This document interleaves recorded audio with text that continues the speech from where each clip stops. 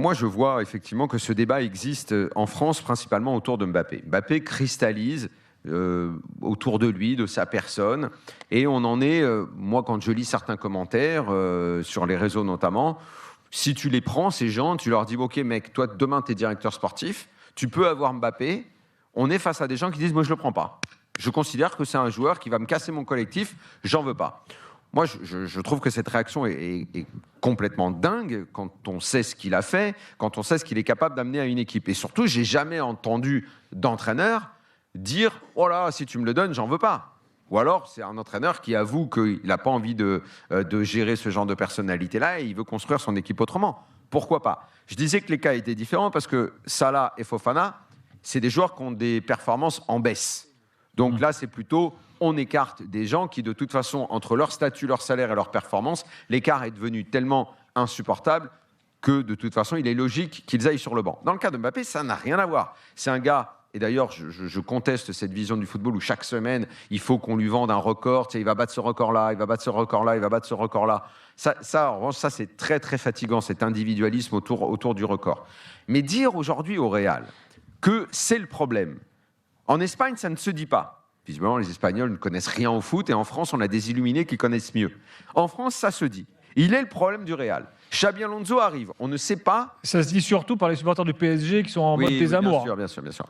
Donc, Xabi Alonso, un entraîneur qui a fait ses preuves à Leverkusen, mais pas dans un club de la direction du Real, lui, pas de problème. Enfin, pas de problème. En Espagne, c'est un problème. Mais par rapport aux commentateurs français, c'est pas un problème. Il n'y a pas de défense dans le Real, c'est pas un problème. On a mal constitué cet effectif, c'est pas un problème. Il y a des milieux de terrain à des années-lumière de ce que le Real a connu, c'est pas un problème. Le problème, c'est Kylian Mbappé pour certains observateurs français. Daniel, ça, je n'arrive pas. C'est pas le tropisme dont parle Gilbert. C'est-à-dire que là, tu te bases quand même sur une partie de la population qui suit le foot, qui déteste Mbappé. C'est un débat qui existe. Donc, de toute façon, alors à moins que tu dises que le débat n'existe pas. Non, je te dis juste que le débat, tout ce que tu viens de citer sur la défense, sur la constitution de l'effectif, c'est aussi des débats qui existent chez les spécialistes de foot. Je veux dire, par là, on résume pas le problème du Real.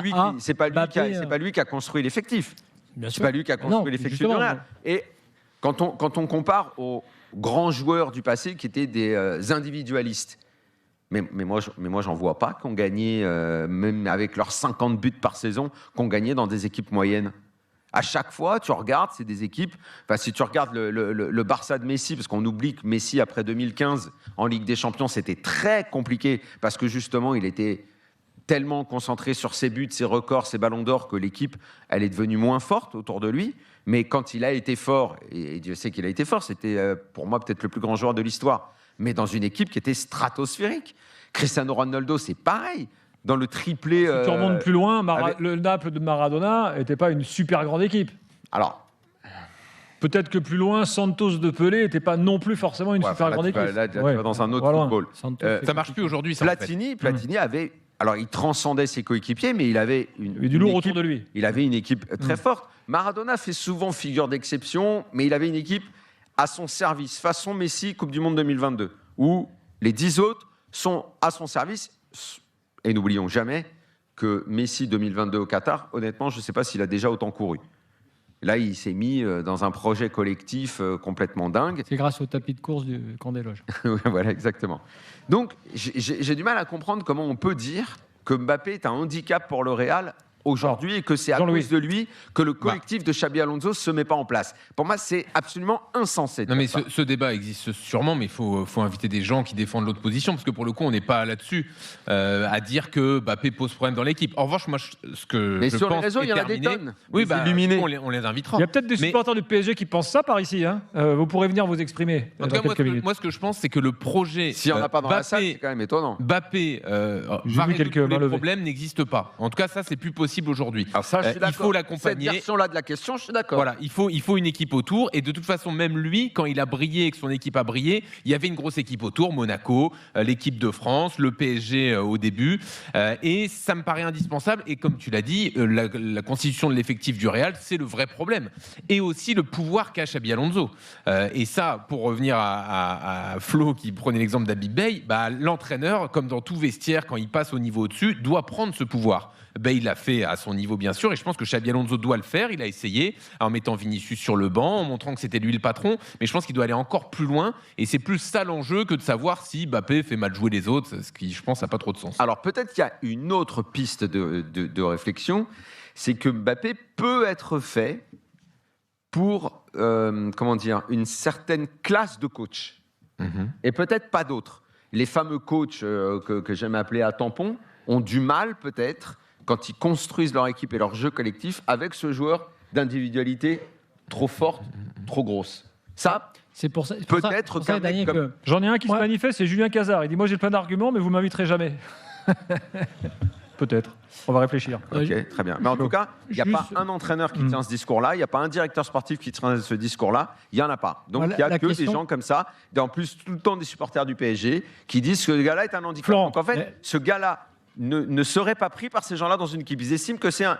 Le mec va, dans quelques mois, il sera meilleur buteur de l'histoire en Coupe du Monde, et il est aux yeux de certains un blaireau. C'est ouf, c'est incroyable. Non, mais tu as dit toi-même, les stats, peu importe, à la limite. Quand tu es meilleur buteur de l'histoire de Coupe du Monde, c'est pas rien. Non, mais c'est pas rien. Mais ce qui est important, c'est qu'aujourd'hui, comme dirait Mbappé, le foot, il a changé. Et comme dit Jean-Louis aussi, parce que Jean-Louis, il parle comme Mbappé. En fait, c'est que aujourd'hui, tu ne peux plus dire, sauf sur un tournoi. C'est pour ça que c'est intéressant ta comparaison avec 2022 et Messi. Je pense, oui, sur un tournoi, tu peux dire, OK, Messi, on le met dans du coton. Il va courir certes un peu plus, mais on lui met une équipe à son service. Sur une saison, avec le foot d'aujourd'hui, c'est quasi plus possible.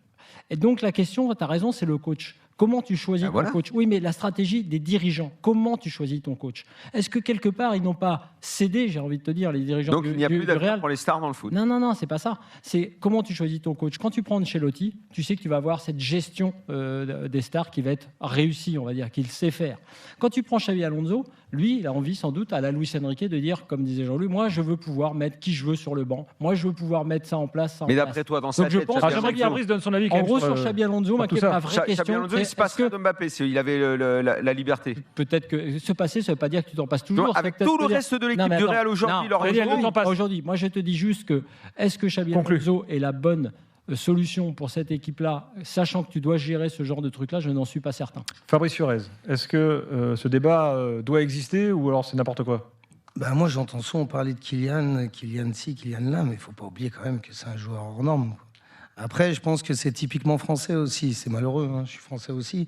Mais on a cette faculté à juger, à critiquer et à mettre une image sur une personne. Il ne faut pas oublier, on parlait de Messi, qui est évidemment un joueur exceptionnel, mais on a oublié qu'il était nul au Paris Saint-Germain. En tout cas, il n'a pas fait les saisons qu'il a fait. Et ça, on n'en a jamais parlé. Si, on en parlait. Il n'avait pas envie de jouer. Bon. Ouais, voilà, mais ce que je veux te dire, c'est qu'on n'en parle pas autant que Kylian, comme tu dis, c'est toutes les semaines. Et malgré tout, tu disais que les records, mais si, un attaquant, on parle quand même, malgré tout, de ses statistiques. Donc non, mais on ne peut pas dire dans un cas, De Zerbi doit trouver une solution, c'est à lui, les joueurs, machin. Et quand Mbappé est dans une équipe, le coach, il ne doit pas trouver la solution pour se démerder, pour que l'équipe brille avec un mec qui peut te mettre des buts dans n'importe quelle position et qui est quand même un gars qui fait des différences dans à peu près tous les matchs. On va faire une pause, mais je crois qu'on a Christophe.